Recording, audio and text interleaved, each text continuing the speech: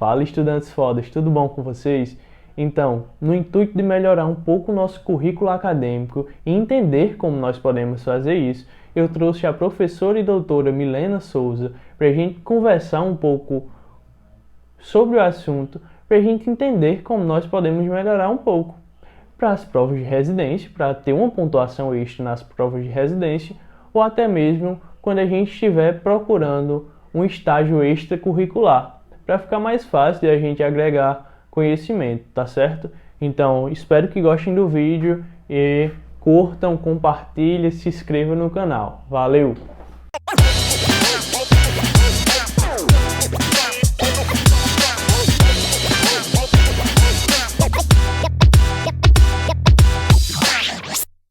Para entrar, seja bem-vinda. Boa noite, professora, né? Boa noite, Jonatas. Obrigada pelo convite.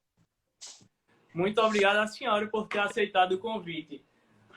Esperar 5 minutinhos aí para ver se o pessoal vai entrar.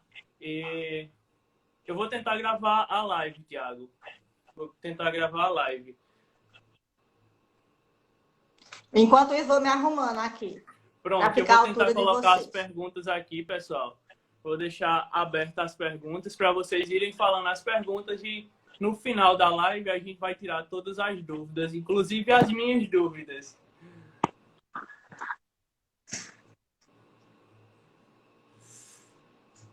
Esse negócio de live é um pouco novo para mim. Para você que já tinha rede social é novo, imagine para mim que estou começando agora. Mas vai ser um tema muito importante. Eu achei que desde o início da minha faculdade eu vinha batendo nessa tecla, só que eu não sabia por onde começar, não sabia por onde trilhar o meu caminho, mas tá dando certo e vai dar certo mais ainda, né? Vamos desmistificar um pouco, né? E sofrer menos, Isso. né? Será que com minha fala a gente vai desmistificar e sofrer menos?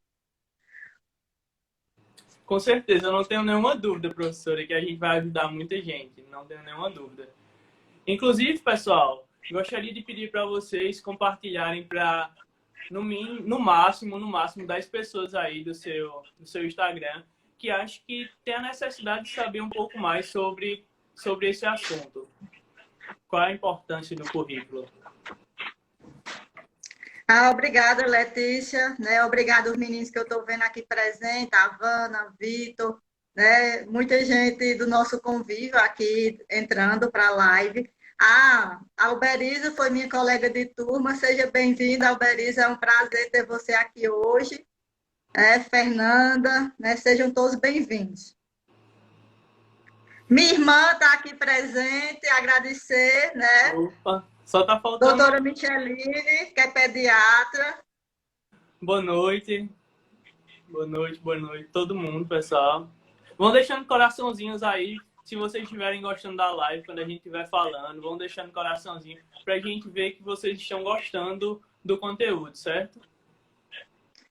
Isso, vão deixando, para me deixar mais ansioso ou menos. Fala, João, tudo bom? Então, pessoal, daqui a 2 minutos a gente está começando a conversar sobre esse assunto, que é muito importante mesmo.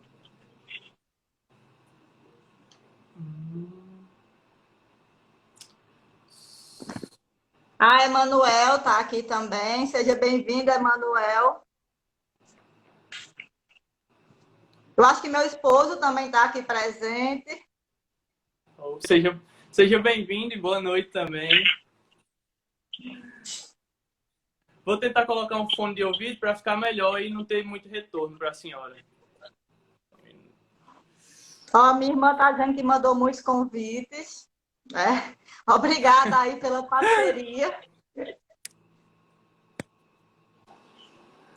E ela, como pediatra, já passou pela residência, tem essa experiência também da importância do currículo. Né? Está querendo entrar no mestrado também. E é muito importante. Quando quiser começar, viu, Jonas? Eu acho que a gente poderia ir iniciando para prestigiar quem já está aqui. Sim. Eu acho que vale a pena a gente começar. E se porventura no decorrer da nossa conversa forem ressurgindo algumas dúvidas, a gente retoma. Nós temos aí, teoricamente, 1 hora. Agradecer a Lili, uma colega minha, é doutora também em Ciências da Saúde. Obrigada pela presença. Guilherme. E é isso, pessoal. Então, nós iremos dar início agora à live sobre o conteúdo. Como nós podemos ter um currículo incrível, eficaz e muito importante para residência médica e residência da área da saúde, certo? O primeiro tema, eu gostaria de perguntar à senhora é que qual a importância da gente ter um currículo bom? Qual a importância? Então, na verdade, Jonas, a gente vai falar um pouco direcionado para a medicina. Obrigada, Júnior. Foi meu aluno de enfermagem, seja bem-vindo. Né? Então, assim, na verdade, a gente está direcionando um pouco para a medicina, né? Porque o convite partiu do aluno da medicina, mas é bem verdade que o currículo hoje ele tem sido uma preocupação global, né? Para qualquer área, né, que queira se colocar no mercado de trabalho com boas oportunidades, né? Então, independente de ser a medicina ou não, né? Então, hoje a exigência de um currículo tem sido muito crescente. Então, os concursos públicos, os processos seletivos de residência médica ou não, têm exigido muito a questão do currículo, né? Então, assim, uma coisa que é importante a gente distinguir é que existem 2 tipos de currículo, né? Existe o currículo que é o currículo tradicional da faculdade, né, que é marcado por aulas, né, teóricas, por atividades que são rotineiras do nosso cotidiano acadêmico, e existe o currículo que nós chamamos de paralelo, que são justamente as nossas inserções em atividades extracurriculares, né, que é justamente isso que vai validar ainda mais um processo seletivo, seja um processo seletivo para um concurso público ou para uma residência médica ou não médica, né? Então, eu acho que a gente, enquanto professor e vocês, enquanto alunos, tem que estar antenado, né, em relação à questão do currículo, porque ela tem sido determinante para que a gente possa se inserir no mercado de trabalho e possa escolher oportunidades, né? Eu acho que a vantagem de você ter um currículo diferenciado é você poder escolher as oportunidades que surgem, né? Então, vão surgir, com certeza, as melhores oportunidades. Sim, com certeza. Eu estava até dando uma olhada nos editais aí das maiores residências do Brasil e muitos dizem que é quase 10% da nota em cima do currículo acadêmico, mostrando a importância de ter um currículo acadêmico bom, né? E como é que nós podemos atingir esses 10%? Então, na verdade, assim, os editais eles são muito distintos, né? Isso é uma coisa que a gente já tem que olhar, né? Então, ter mais ou menos uma ideia da área que eu pretendo facilita, porque os editais eles mudam muito de programas e de instituições, não é? Então, assim, a depender da instituição que eu esteja pleiteando, né? Essa pontuação ela muda, né? Então, ela muda um pouco. Né? Então, eu já vi editais, Jonathan, que da área de medicina, que 50% da nota é currículo. Né? Então, assim, é muito grande, né, a avaliação curricular para você entrar numa residência médica. O que eu atesto em relação, quando eu vejo um currículo, eu vejo um edital que o currículo pesa muito. Né? É uma forma da gente pedir, né, uma forma da gente sinalizar para esse acadêmico que ele não pode estar limitado única e exclusivamente às atividades que são obrigatórias. Né? Ele precisa ter uma vivência com outras realidades extramuros da universidade. Né? Então, assim, essa oportunidade que nós temos de vivenciar outras realidades extramuros da universidade, ela faz com que a gente cresça profissionalmente. Né? Então, assim, o que é que a gente pode discorrer em relação aos processos seletivos de modo particular, né? Então, a gente consegue ver, aí, avaliando, acho que é uma pergunta sua, inclusive, eu tenho certeza que você faria, o que é que pontua mais, né? O que é que pontua mais num processo seletivo em termos do que eu produzo durante a academia.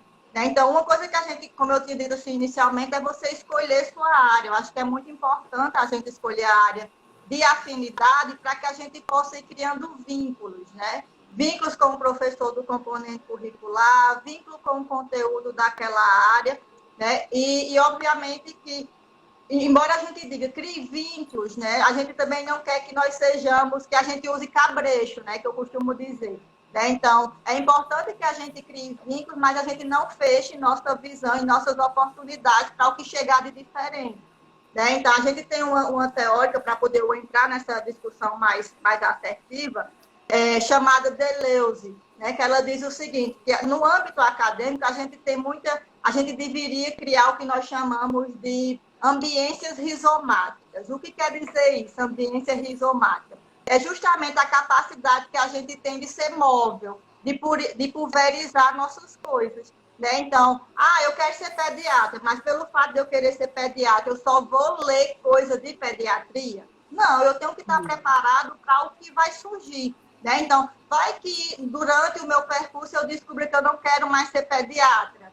Né? Imagina, eu faço o meu currículo inteiro para pediatria e no final da minha faculdade eu descubro que eu não nasci para ser pediatra. Perdi minha vida, né? Então, a ideia é que a gente não crie, né, gaiolas arbóreas, né, como um teórico disse, Ambrósio. Eu acho que essa realidade do rizoma, né, de Deleuze, ele se encaixa muito no meu perfil, por exemplo. Eu nunca fui direcionada a uma área só, porque eu sempre quis estar preparada para o que surgisse. Né? Então, se surgisse para uma área que eu tive formação, eu estaria preparada. Se surgisse para outra área, eu também estaria preparada. Obviamente que hoje meu perfil é mais vinculado à pesquisa, né? Mas durante a minha jornada, até chegar, né, à pesquisa, minha atuação é...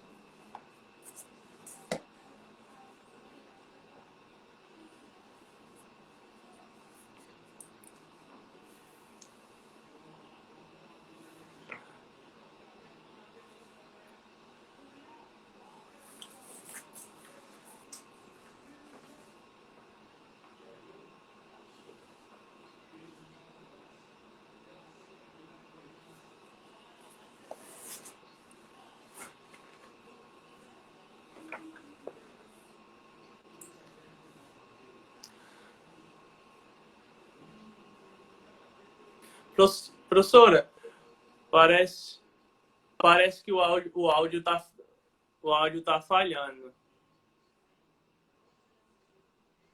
Meu? Professora? Oi, tá ouvindo? Parece que o áudio tá parece que o áudio tá falhando um pouco, como se a internet estivesse travando. A minha, será? O pessoal Será que a tá minha... avisando aqui no chat. Não sei. Dá uma olhadinha aí, por favor. Pessoal, vocês estão me entendendo bem? Professora Milena vai explicar um pouco mais e bem melhor do que eu sobre quais são as áreas da medicina que nós podemos focar. Por exemplo, Jonathan, eu devo focar só em produção de artigo, ou eu devo focar só em monitoria, ou em outras áreas, como projeto de extensão, ou eu posso ampliar essa minha área, tipo, aí eu posso fazer 3 artigos, eu posso fazer 2 monitorias, e assim ir ampliando meu currículo e melhorando meu currículo. Acho que a senhora pode falar bem melhor do que eu em relação a isso. Então, vamos lá. Eu fiz o levantamento, como eu tinha dito, né? E algumas residências são mais concorridas que outras. Então, eu também tenho que ver isso. Qual que eu quero, se ela é mais concorrente ou se ela é menos concorrida ou menos, ou mais, né? Porque aí eu vou ter que realmente lapidar meu currículo.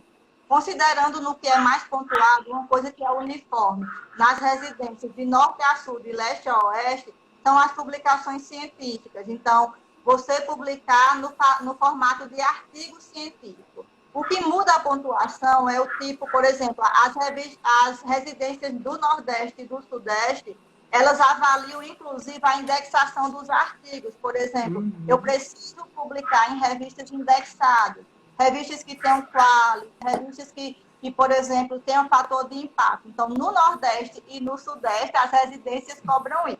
No Sudeste, né, no Sul, no Sul, Norte e Centro-Oeste, a questão da indexação não é muito cobrada, mas é uniforme, que o que mais pontua são publicações científicas.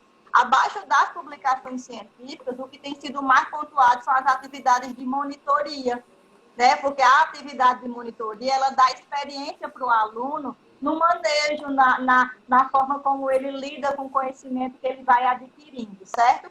E aí, óbvio, eu vou falar na escala hierárquica de importância, considerando o que eu vi dos editais de residência em nível de Brasil, certo? Depois da monitoria, nós temos as apresentações em congressos. E eu lembro que você me perguntou, né, o que vale mais, se é oral ou se é em banner, né? Então, as residências, pelo menos os editais que eu olhei, eles não fizeram distinção. Graças a distinção Deus. Entre uma e outra. Embora, por exemplo, para quem não conhece o curso de medicina da Unifip, né, vou falar um pouco sobre ele aqui, a gente tem essa cultura, né? Os meninos não me deixam mentir que estão presentes aqui. Nós temos a cultura de fazê-los se ambientarem com a apresentação oral e a apresentação em banner. Né? Porque se no edital alguma pesa mais do que a outra, eles têm oportunidade de concorrer e concorrer bem, né? Então, além das publicações científicas, né, em artigo, a participação em monitoria, congresso, a gente também tem a questão dos estágios extracurriculares, ou seja, os estágios de vocês em ambientes hospitalares. E o que eu achei mais engraçado é que as residências, elas especificam que o ambiente tem que ser o hospitalar, parece que não vale a atenção primária à saúde. Isso me frustrou um pouco. Professor, me frustrou bastante. E uma coisa que eu vi também é a importância de você pegar esses estágios em hospitais universitários, porque tem algumas residências que têm essa diferenciação. Se você pegar um estágio universitário, no hospital universitário, sua pontuação é lá em cima. Se for no hospital regional, por exemplo, a pontuação ela já vai diminuindo. Eu vi esse questionário. Infelizmente, a gente está prejudicado, né, como estudante da FIP. Então, em relação aos hospitais universitários, é porque são centros de ensino de excelência, não é? Então, se o aluno está inserido no hospital, né, como estagiário, né, no centro de excelência de ensino, a gente espera que ele saia muito mais preparado, né, para atuar na clínica do que aquele que não está. E a gente sabe que muitos estágios a gente consegue por influência, não vou falar negativamente, a gente até chama isso de capital social, né? Que seria o famoso QI. Né? Para a gente não usar o termo QI, que é muito pejorativo e ruim, né? A gente usa a questão do capital social. Então, eu conheço, né, a doutora Micheline, ela me oportuniza um estágio no dia que ela está lá. Né? Mas isso também é um ganho para o aluno, porque ele poderia estar em casa de braços cruzados. Professora, seria até uma pergunta que eu iria fazer à senhora. Em relação a esses estágios extracurriculares, teria como eu arrumar um certificado enquanto eu estivesse estagiando com minha prima, por exemplo, que é médica? Ou é só quando eu faço um processo seletivo, passo numa prova, que dá a oportunidade de fazer esses estágios? Então, uma coisa que eu vi também, é super pertinente sua pergunta, é que a gente tem padrões de pontuações também distintas. Quando eu passo num processo que teve edital, de quando eu consigo sem ter edital. É o caso da monitoria, por exemplo, é o caso da iniciação científica, é o caso do Estado. Então, assim, óbvio que se você passou por um processo seletivo, você vai ser bem mais pontuado do que se você conseguiu por influência, por exemplo. Né? Mas ela vai ter ponto, ela vai ter uma pontuação um pouco menor, mas vai ser pontuada. O que é importante que vocês entendam, e que eu acho que é uma coisa que vocês pecam muito, e aí não estou direcionando ao aluno da medicina, mas o aluno no geral. A gente tem mania de participar das coisas e não pegar documentação. Gente, nós não valemos se a gente não tiver documentação. Né? Então, se eu fui, né, bater panela na esquina e eu consegui comprovar, eu tenho que arranjar alguém que me dê algum documento que valide que eu bati panela. Sim, né? Sim. Se eu fui, por exemplo, fazer uma ação social sem documentação, não vale. Registro fotográfico não vale. Eu preciso de documentos que tenha, se for o caso, papel timbrado, carimbo do profissional, carimbo da instituição. Então, isso é fundamental, né? Vocês pegarem, né? Agora minha irmã falando aí, eu vi uma postagem dela agora na live, e eu lembro que ela estagiou muito com meu pai, né? Meu pai estagiou, ele levava muito ela, porque ela sempre foi muito estudiosa, e assim, meu pai ficava encantado, porque ela estudava, levava tudo novo, né? Então ele sempre levava muito ela. Mas eu tenho certeza que ela não tem nada que comprove, né? Nada que Esse comprove que estágio. ela estagiava com ele. A mesma coisa do meu irmão, que vivia dele, ele está aí, acabei de vê-lo, Eu ia né? até falar isso agora, que eu, desde o meu segundo período, que eu venho estagiando com o Marcelo, e esse negócio de pegar certificado, alguma coisa do tipo, nunca me veio na cabeça em fazer isso. Agora que a senhora falou, eu realmente, meu Deus, era para ter feito, mas felizmente passou, né? Pois é. Ou seja, serviu de experiência, mas não serviu para currículo, né? Exatamente. Infelizmente. Né? Então, assim, vai juntando, né? Vai juntando tudo que a gente faz. Aí a gente entra depois do estágio, isso é uma coisa que eu reclamo muito com vocês, alunos. A gente tem que ter domínio de línguas. Não tem como a gente estar, né, hoje, com a globalização, sem conhecer outras línguas. Isso tem sido muito cobrado nos editais, isso eu achei fantástico.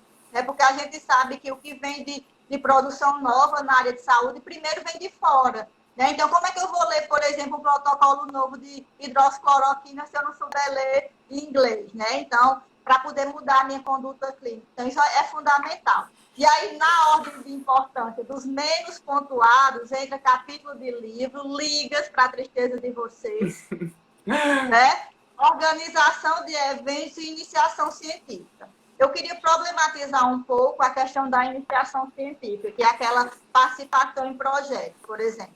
Eu tive projetos eu sempre tenho projetos na Unifip, né? A gente abre edital, seletivo, né? É uma linha de interesse, óbvio que os meus projetos são na minha linha de atuação, mas a gente sempre tem muito aluno. Né? E o que é que a gente sempre fala em relação à iniciação científica, mesmo ela sendo menos pontuada?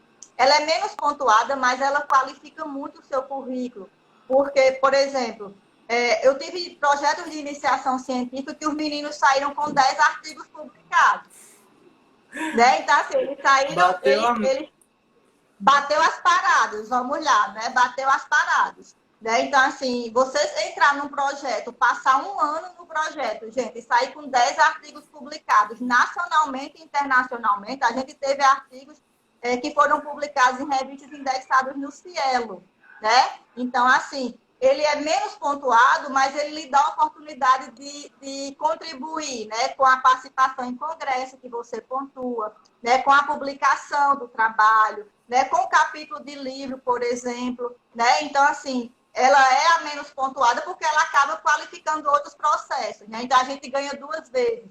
Eu costumo dizer que a iniciação científica é como se fosse o plus, né? É o plus para que o aluno ele possa se engajar e possa tomar gosto, né? Além de tomar gosto, ela faz com que vocês tenham mais ou se organizem melhor, porque a gente tem rotina nos nossos projetos, a gente tem tarefas a cumprir. Geralmente, alunos que estão envolvidos em iniciação científica, eles se sentem mobilizados a aprender outro idioma. Eles terminam o curso mais cedo, porque eles não têm dificuldade de fazer um TCC, por exemplo.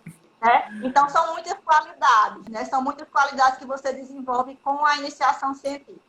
Professor, eu vi que uma das melhores coisas desse currículo eficaz e bom não é nem o fato de você ter o currículo, mas é você ter a experiência de ter o currículo, é a experiência de você fazer um artigo científico, a experiência de você fazer um projeto de extensão.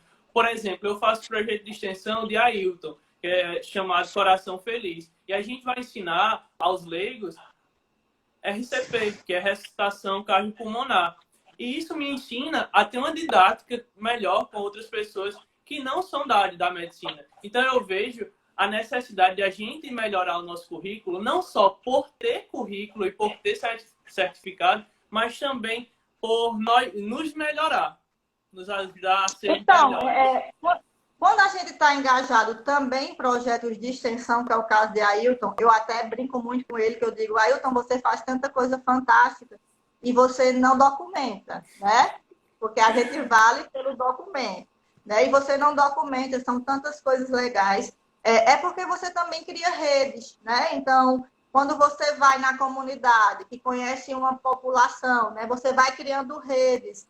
isso vai, inclusive, despertando você para olhar para novas possibilidades, né? Então, essa comunidade é muito carente, ela precisa de outras coisas, né? Então, você acaba amadurecendo e despertando para novas propostas de pesquisa, né? Então, assim, eu não tenho um perfil extensionista, né? Então, não tenho um perfil extensionista mesmo, porque eu sempre fui para a parte acadêmica e científica, nunca fui para a extensão propriamente dita.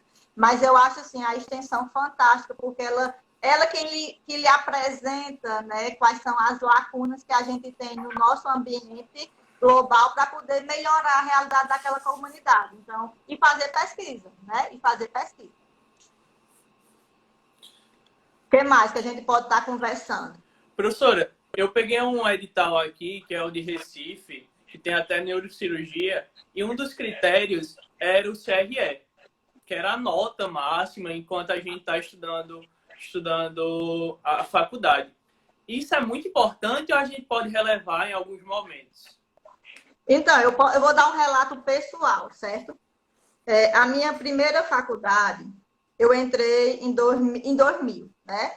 Então, eu entrei em 2000, eu tinha 17 anos. Né? E eu entrei numa instituição privada. Eu tinha acabado de casar, né? Minha família achava que eu ia deixar de estudar, e minha mãe que escolheu o meu curso, por exemplo, né? E eu entrei numa instituição privada que a minha formação, né, era para a instituição pública, porque eu sempre estudei nas melhores escolas, fiz curso de inglês, né? Meus pais sempre me oportunizaram muitas oportunidades no campo, né, de conhecimento mesmo, porque eles deixaram como legado para a gente, né, o ensino. E quando eu entrei na universidade, a instituição era nova, era o segundo vestibular da instituição. Eu fiquei muito preocupada, porque eu disse assim, né? E aí começou o quê? Algumas pessoas que você começa a conviver, começa a falar mal, né?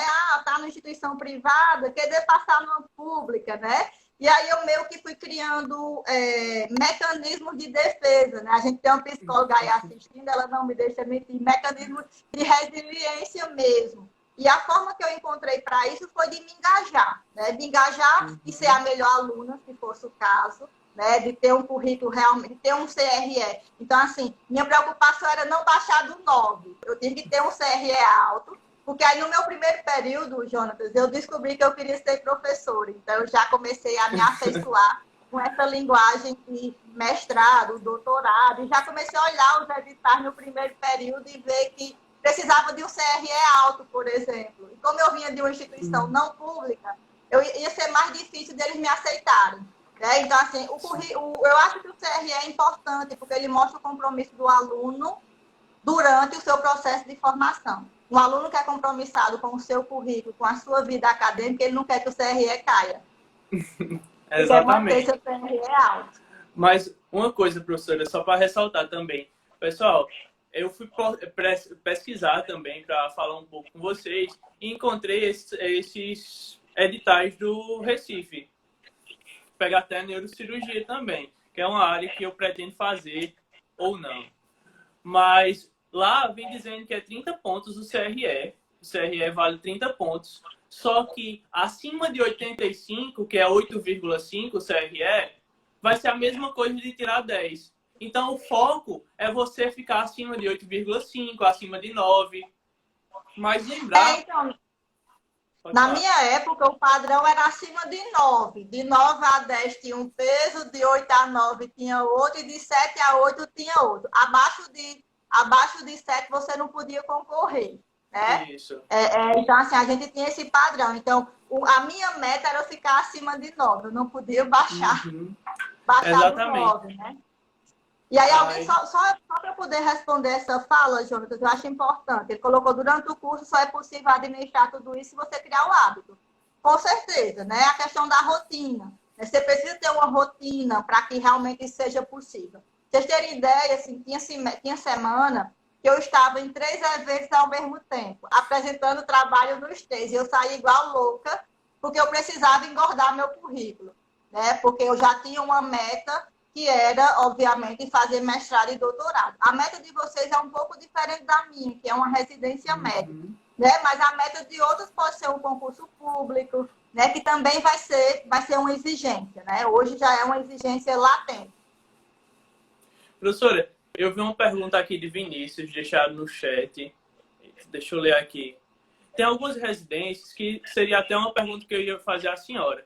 Existem algumas residências aí no Brasil que não cobram o currículo Lattes, mas cobram o currículo Vitalis. Aí eu queria saber a diferença.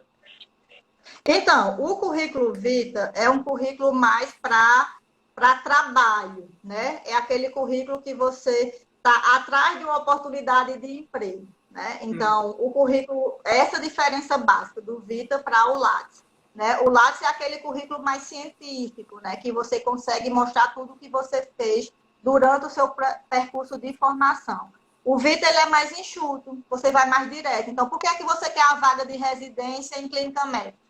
Ele é mais objetivo, então você vai mostrar bem objetivamente por que é que você quer essa vaga, né? Então, essa é a diferença básica, né? Então, o Vita está mais voltado mais para a questão de trabalho, né?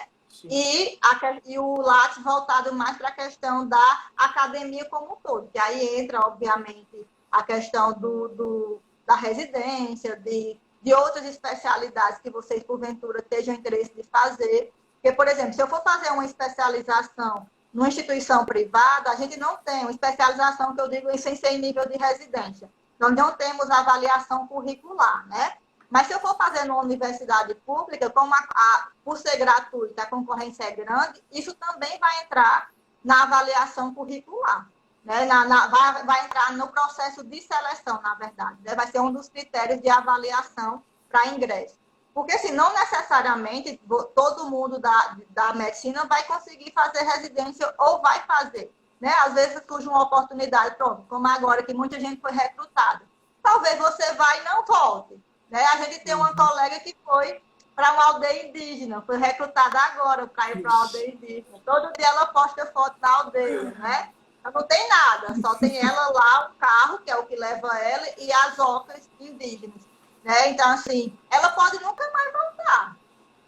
Para ela não vai fazer tanta diferença, né, ela ser titulada, por exemplo, porque é um ambiente que a gente não tem muita concorrência ainda, né? Sim. Professora, uma pergunta. Em relação à produção científica, qual vale mais? Ou todos valem a mesma coisa? Por exemplo, eu produzo um artigo científico de revisão sistemática, que é o tema do meu P6. Ou fazer um relato de caso. Eles vão valer a mesma coisa ou vão ter notas diferentes? Então, o que vai definir a nota, né, o que vai definir a nota de pontuação vai ser a indexação do periódico. Eles não vão se preocupar com o tipo de método que você desenvolveu. Ele só vai querer ver que você publicou numa revista que é bem conceituada. Ponto. Né? Obviamente que se você tem expertise para fazer uma pesquisa, um ensaio clínico randomizado, isso você vai ganhar vai ter outros ganhos, né? Não para. E aí, ó, você faz um ensaio clínico randomizado, espera-se que revistas com melhor extrato aceitem sua publicação mais fácil do que uma revista, uma revisão integrativa, por exemplo. O que vai definir essa questão da qualidade metodológica vai ser a aceitabilidade das revistas. Né? Então, você pode ter uma revisão sistemática que ela seja aceita numa revista 1 e você ter um ensaio clínico randomizado que não é, porque não é do interesse da revista. Né? Então, isso não tem nenhuma distinção objetivamente por conta do método, certo? É mais em relação à aceitabilidade da revista. Certo. E aí, onde a gente entra, né? Eu tenho que olhar bem as revistas.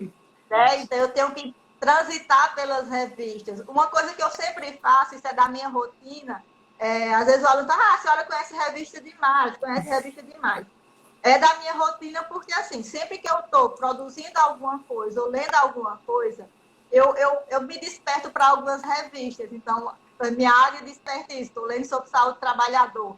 Aí achei um artigo legal, eu vou logo olhar qual foi a revista que foi publicada e coloco ela num fichário. Eu tenho um fichário de revistas de interesse. Né? Então, no dia que eu for querer publicar nessa área, eu já tenho uma lista, que essa revista é interessante. Né? Então, por exemplo, eu estava agora recente, né, contribuindo com uma pós-graduação de metodologia ativa, E eu conheci uma revista aqui do Pernambuco que publica muito nessa área. Então, ela está guardada na minha caixinha de possibilidades, né? Então, gostou muito de um artigo, olha a revista e guarda o nome da revista, porque quando a gente tiver a oportunidade de publicar, a gente vai atrás delas. Pronto, Letícia fez uma pergunta excelente, professora. Como é que a gente pode escolher a melhor revista ou como acadêmico, né? Porque a gente não tem esse domínio de ficar lendo um artigo todos os dias por causa do tempo. Como é que a gente pode escolher a melhor revista para publicar? Então, Letícia, a revista, a gente tem que transitar pelo extrato dela, né? Ou você procurar o Qualis, no Web Qualis, que é da plataforma Sucupira, ou olhar o fator de impacto dela, né? E aí, em cima disso, do Qualis e do fator de impacto, você faz sua seletividade. O que eu sempre digo para os alunos é que a gente seja pé no chão, né? Então, para não se sentir frustrado, porque às vezes você manda um artigo para uma revista e você fica frustrado porque a revista não aceitou, né? Mas quando você vai ver, a revista ela tem um extrato muito alto, então ela só vai publicar pesquisas que sejam extremamente arrojadas, extremamente inéditas. Então, se você constrói um trabalho, por exemplo, na minha disciplina, no meu componente curricular, né? Então, que é uma coisa que a gente constrói em 4 meses ou menos, eu tenho que entender que esse meu trabalho ele jamais terá a mesma qualidade de um trabalho que foi desenvolvido em 1 ano. Né? Porque no ano, como a gente lê, relê, melhora e atualiza, obviamente que espera-se que um trabalho de 1 ano ele tenha maior qualidade de um de 3 meses. Então, é você ser pé no chão mesmo. Né? Então, meu trabalho ele tem qualidade de ser enviado para uma revista 1, né? Se realmente você, dentro dos seus critérios de seus, pessoais mesmo, de identificar um artigo, mesmo que visualmente. Então, às vezes você pega um artigo que foi publicado numa revista top e ele tem erro ortográfico. Talvez essa revista não seja tão top assim, né? Jamais passaria um erro ortográfico, né? Então, são coisas que a gente não precisa ser pesquisador, ter uma expertise gigantesca nessa área para poder fazer essa filtragem, né? Então, dá para a gente, mesmo não sendo expert, dá para a gente conseguir filtrar, né? Então, ver a qualidade de um artigo. Foi bem um trabalho que eu fiz com vocês esse semestre, né? Eu acho que quando eu coloquei vocês para pesquisarem revisões sistemáticas, que vocês chegaram, que eu desconstruí todas, dizendo, essa daí está mal feita, né? E estavam publicadas, né? E estavam publicadas. Então, assim, quando a gente começa a mostrar, vocês começam a ver, eita, verdade, né? Verdade. Às vezes é só uma desatenção por achar que o fato de estar publicado te garante qualidade. Não garante. Professor, eu vi uma coisa interessante, que em alguns editais vinham dizendo, olha, se você publicar numa revista 1, sua pontuação vai ser de 30 pontos. Mas se você publicar numa revista B1, eu acho que é B1, né? A sua pontuação vai ser de 10, vai ser de 20. Então, se você publicar 3 artigos numa B1, sua pontuação vai ser a mesma de publicar numa revista A1. Então, exatamente. É o que eu defendo também, Jonatas. Às vezes a gente não dá crédito para uma revista que está começando, mas ela pode ganhar qualis amanhã. E aí você publicou com facilidade, óbvio, uma revista nova, ela vai ser muito mais fácil de ser publicada do que uma revista que já está anos-luz no mercado, né? Anos-luz publicando artigos. Então, às vezes, a gente também tem que acreditar nessas revistas para que elas possam ir ganhando estrada. A gente tem a revista de medicina, né? A Journal of Medicine and Health Promotion. Era uma revista que nós não tínhamos qualis, porque ela é nova, tem 3 anos, e nós hoje somos B3. Né? Porque muita gente acreditou de mandar documentos para ela. Então, quem publicou nela quando não tinha qualis, agora está pontuando B3. Sim. Né? Então, assim, né? Se a gente pensar nesse seu edital, que você colocou, tem algumas revistas que, se você tiver... É a questão da continuidade. O grande problema que a gente vê nisso é porque tem alguns editais que eles limitam. Você só pode ter 10. Você só pode ter 5. Né? Porque seria muito legal se eu tivesse 50 resumos valendo 1/10, pontuaria mais do que um artigo de 20 pontos. Não, né? É exatamente então, isso. Até em relação à monitoria. Porque nas monitorias vem, então se eu fizer 5 monitorias durante o curso, eu vou ganhar mais pontos. Não, porque eles limitam a sua carga horária. Eu acho justo, porque você precisa se engajar em várias atividades diferentes. né? Então, seria muito cômodo você fazer estudar bem muito para aquele edital de monitoria, passava, ficava garantido 1 ano, você ficava de pernas para o ar, né? Então, os editais, eles pedem que você se mobilize. A história lá que eu falei das ambiências rizomáticas. É muito tranquilo você ficar dentro de uma gaiola, né? Com as perninhas para o ar. Que legal, né?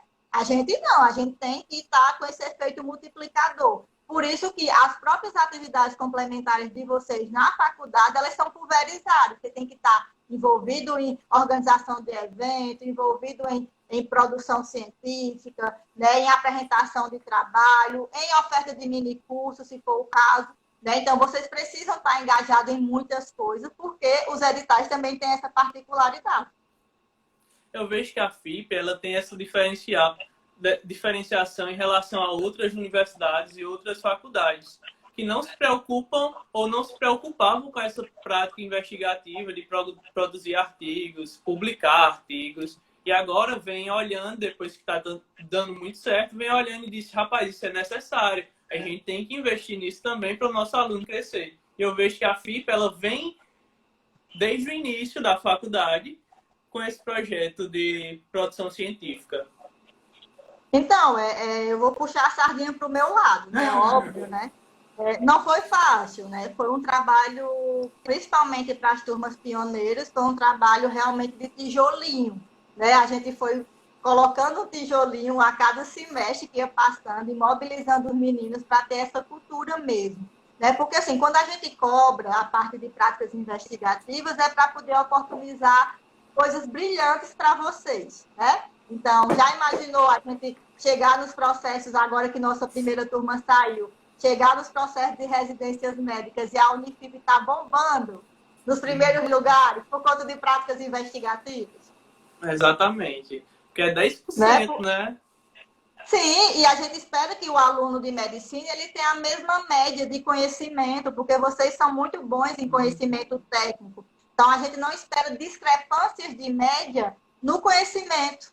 A gente espera discrepâncias de média justamente no currículo, que é o que a gente está garantindo para vocês. Professora, muita gente aí está perguntando e pedindo que a senhora disponibilize esse material aí dessas revistas e também pedindo que a senhora dê umas 5 revistas que a gente, como estudante de medicina, possa publicar. Se a senhora futuramente, daqui para amanhã talvez, brincadeira, mas futuramente a senhora possa disponibilizar esse material, acho que a gente ficaria muito grato mesmo. Então, a gente tem uma lista de Qualis CAPES 2019, que foi lançada pela CAPES, é um PDF. Eu posso encaminhar para você, Jonas, e aí você pulveriza com as outras pessoas. A Unifip hoje ela conta com 5 periódicos, né? Então, nós temos 5 periódicos hoje da própria Unifip, que eu acho que vocês podem também começar por eles, né? Então, a gente já tem um periódico de medicina que é bem estratificado, né? B3 já é um bom começo. São periódicos gratuitos, o que facilita muito, né? A gente ainda tem muito essa cultura de querer publicar em periódicos que são grátis por conta do ônus, né? De fazer uma faculdade tão cara como o curso de medicina, né? Mas, assim, a gente tem a própria Unifip, eu posso disponibilizar para vocês. E essa listagem do portal CAPES, ela facilita muito, porque ela tem revistas de todos os âmbitos. Pra vocês terem ideia, eu tenho utilizado isso até nas minhas falas em outros momentos.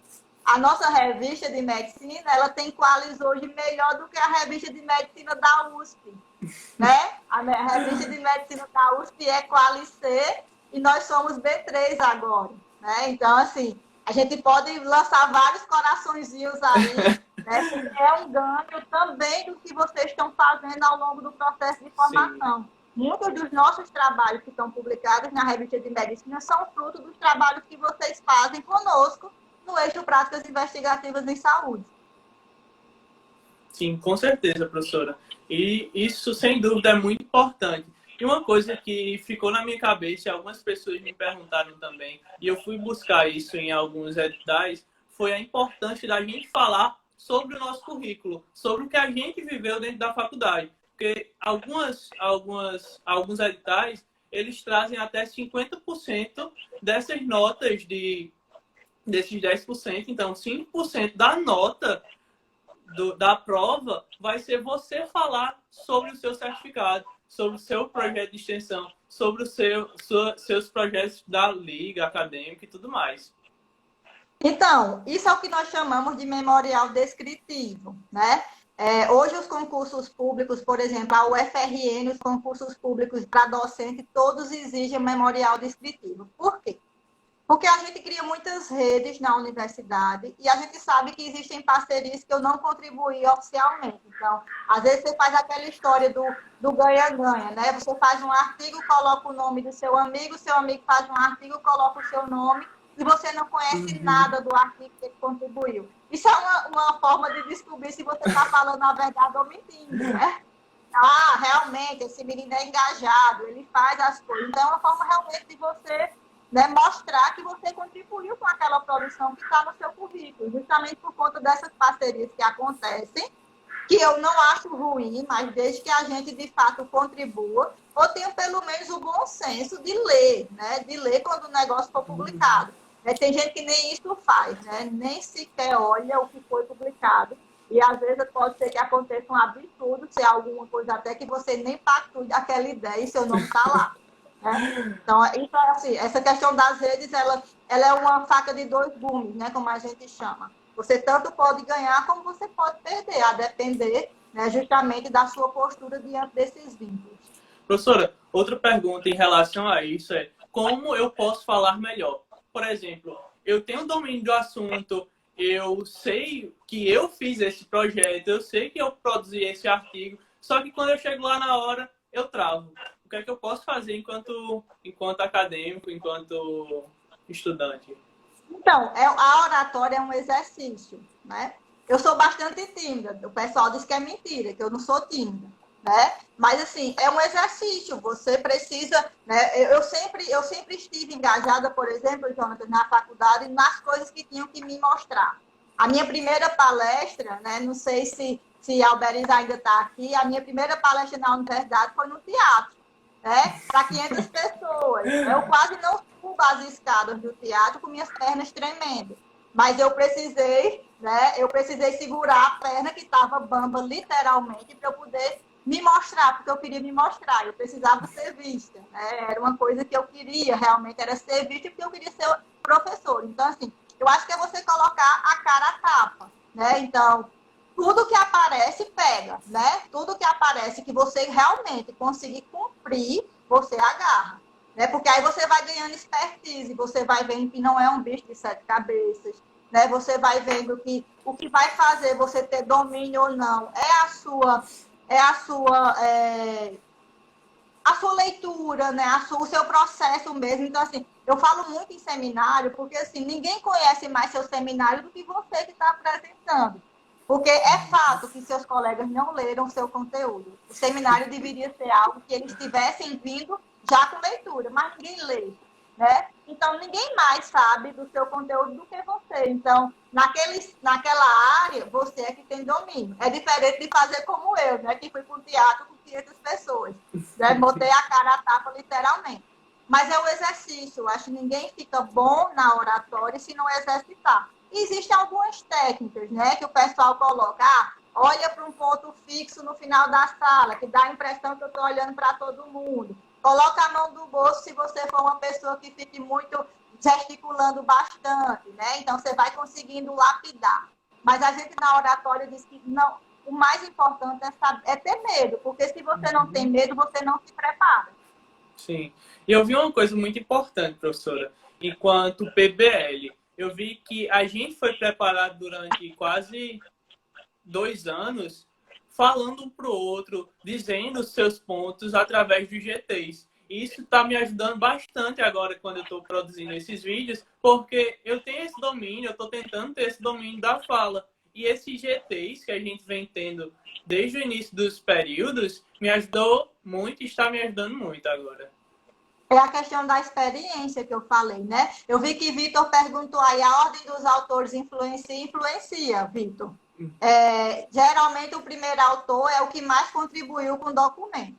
Né? Na academia, a gente comete o erro de colocar por ordem alfabética. Então, você nunca seria o privilegiado. O V está no final do alfabeto, né? Então, você seria aquele azarado no processo de publicação, vamos considerar assim. Então, assim, a parte de autoria dos artigos é por ordem de importância. Quem mais contribuiu é justo que seja o primeiro nome. Quem menos contribuiu é justo que fique lá no final. Agora, lógico, o final mesmo de todos é sempre o orientador. Como vocês estão na academia, ainda são estudantes de graduação, vocês precisam ter um orientador que apadrinhe, né, o que vocês produzem. E aí, no caso do orientador, ele sempre será o último nessa listagem de importância.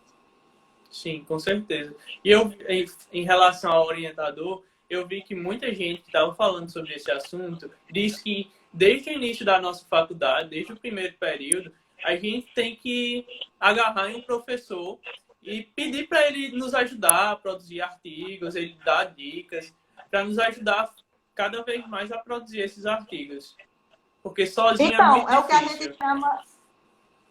É o que a gente chama de afetividade, né? Durante o nosso percurso acadêmico, a gente vai tendo afetividade por alguns. Então, se você tem afetividade por um professor em particular, se eu vejo muito isso você com o Francisco, né? Então, se engaja, né? Junta ali naquele professor, porque assim, ele tem mais experiência que você. Então, mesmo que ele não construa cientificamente documentos, ele dá dicas, né? E essas dicas, né, elas contribuem para um atalho que eu tinha listado aqui um grupo de atalhos para que a gente possa tornar nossos caminhos mais potentes e a gente consegue ser mais autônomo, né? Então, uma das coisas que fazem com que a gente deslanche nesse universo é que a gente seja autônomo, né? Então, isso é um pouco da minha experiência de vida mesmo, né? Como eu disse a vocês, eu sempre fiz muita coisa só e eu colocava o nome dos meus professores. Eu levava, fazia, botava o nome dele e levava para eles corrigirem. Isso é importante, certo? Eu acho que teve até uma fala minha recente com vocês em relação a isso. Eu quero colocar o nome do professor porque ele contribui, ótimo, coloca, mas não bota sem ele saber. Sim. Ele precisa, de fato, contribuir, tá certo? Então, eu posso ser autônomo da escrita, mas eu posso usar um apadrinhamento, que seria justamente essa questão de você se agarrar com um professor e você tenha mais afetividade. Isso é fundamental. Se eu gosto dele, eu vou me sentir mais mobilizado, né, para poder me engajar nas atividades dele. Professora, Felipe fez uma pergunta aí, eu acho que importante também. Sobre... Tá cortando aqui para mim. Você pode ler, Jonatas? Eu sei que a titulação do professor orientador influencia em algo Influencia na qualidade do artigo, na qualificação do artigo. É para influenciar, né?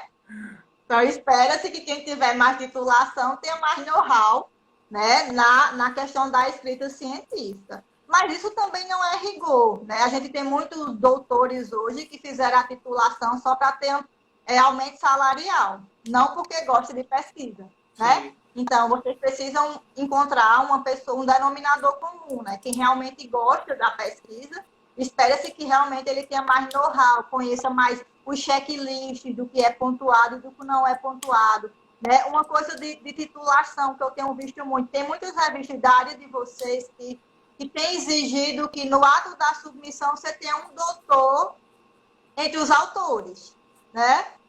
Isso também é uma forma de estimular que vocês da área médica também busquem fazer mestrado e doutorado, por exemplo, né? Então, já estão se despertando para isso também, né? Então, de você exigir que entre os publicadores do artigo tem a figura de um professor titulado com doutorado. E aí restringe um pouco mais, né, a capacidade que nós temos de produzir muita coisa, que ainda nós não temos doutores suficientes, né, para que esteja envolvido em tudo que a gente faz na academia. Professora, o Vitor perguntou em relação à residência, se essa ordem vai alterar, vai modificar, ou se vai valer mais ou vai valer menos. Vale mais, Vitor. Vale mais, né? Tanto que nas residências eles colocam como autor, artigos publicados como autor e artigos publicados como coautor. Então, tem uma distinção pontual aí, se você publicou como autor principal e se você publicou como coautor. Conta sim. Sim, é muito importante. A gente está quase finalizando agora, que a gente tem muita dúvida, mas já está batendo quase 1 hora. Deixa eu olhar se tem mais perguntas aqui, professora. Deixa eu olhar isso daqui. E aí, assim, eu queria só deixar uma deixa, enquanto você olha, Jonatas, que eu até já falei. Então, participe de tudo que a universidade oferece. Né? Então, se ela chamar para fazer, para bater lata na esquina, vá bater lata. Mas pega o certificado. Mas pega o certificado, era o que eu ia dizer, né? Porque na universidade, tudo que é oportunidade para vocês tem certificação, né? Então, assim, vocês vão engordando o currículo, né? Então, eu sempre digo que o nosso currículo, diferentemente da nossa vida, ele tem que ser obeso, né? Então, é a única coisa na nossa vida que tem que ser obesa, é o nosso currículo, né? Então, quanto mais coisas eu fizer na academia, me envolver, né? Então, cria rotina. E uma coisa que eu fazia muito, que eu acho que é uma dica importante e que vocês fazem bastante, são aqueles mapas conceituais que vocês fazem. Cada mapa conceitual daquele, gente, pode se transformar numa publicação, pode se transformar num resumo, pode se transformar depois num resumo expandido, pode se transformar num artigo científico. Porque você partiu de uma leitura preliminar, e aí, como você cria aquelas redes, né, aquelas redes no mapa conceitual, você pode montar um documento científico. Né? Então, assim, tem um autor chamado Aquino que ele diz o seguinte, que sempre que eu escrevo um resumo, eu tenho dois ganhos. Eu posso ganhar um resumo expandido e eu posso ganhar um artigo. Que seria justamente, o resumo é uma bicicleta pequena, né? Para uma criança de 3 anos, por exemplo. O resumo expandido é uma bicicleta para uma criança de 10 e o artigo é uma bicicleta para um adolescente, por exemplo. Então, é só a extensão do documento. Então, é quando eu vou engordar o meu documento e ter oportunidade para que ele se torne uma publicação científica e seriada, por exemplo. Então, sim, se engaja em tudo e tudo que fizer na academia, isso eu fazia muito. Sempre que um professor pedia um trabalho de componente curricular, de uma disciplina específica, eu fazia um documento científico com citação, com referência, com metodologia, e depois eu levava para os congressos. Eu garantia minha nota para não perder meu CRE e ainda ganhava a publicação nos congressos. Sim. Professora, eu vi em uma das lives que eu estava assistindo, eu vi uma referência muito legal. Eu acho que me ajuda a entender um pouco sobre essa produção científica, quais são as coisas mais importantes na grade curricular de um estudante de medicina, o que é que a gente precisa fazer mais. Que foi uma analogia com o churrasco. E como assim uma analogia com o churrasco? Porque no churrasco a gente precisa ter picanha, aquela carne boa para a gente assar, mas também precisa ter linguiça, precisa ter frango. Então, qual seria a carne boa? Seria um artigo publicado em revista, seria monitoria com mais de um ano.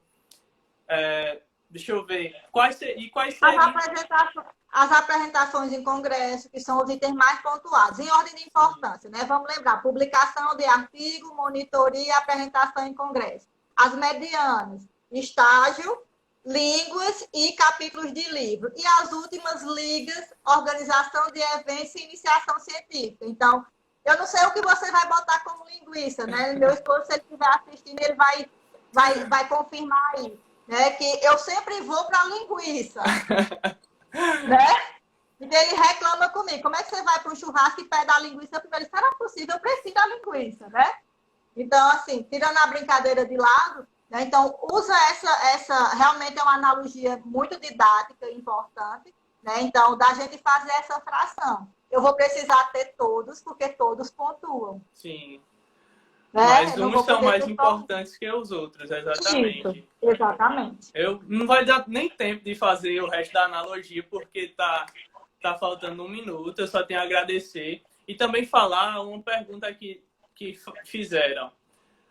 Como é que a gente pode ter saúde mental e produzir capítulos de livro, produzir artigos e ter uma sanidade mental quanto estudante ainda? Então, eu acho que a ideia é a gente otimizar nossa rotina e nossa vida. Então, se um professor pede um documento, você faça no formato já científico, porque você já vai ter o trabalho, né? Então, já vou ter o trabalho, então eu ganho anos-luz e eu não preciso estar me despedaçando quando tiver um congresso, para poder estar dando conta. E de antemão, eu queria avisar aqui que dia 29 e 30 de junho nós teremos o Congresso de Medicina de Família e Comunidade do curso de Medicina. Então, já se preparem. Né? Dia 29 e 30 será um congresso online. É isso aí, pessoal. Eu gostaria de agradecer a presença de todos. Muito obrigado, Milena, por nos ajudar a entender mais sobre projetos científicos. Tchau, pessoal.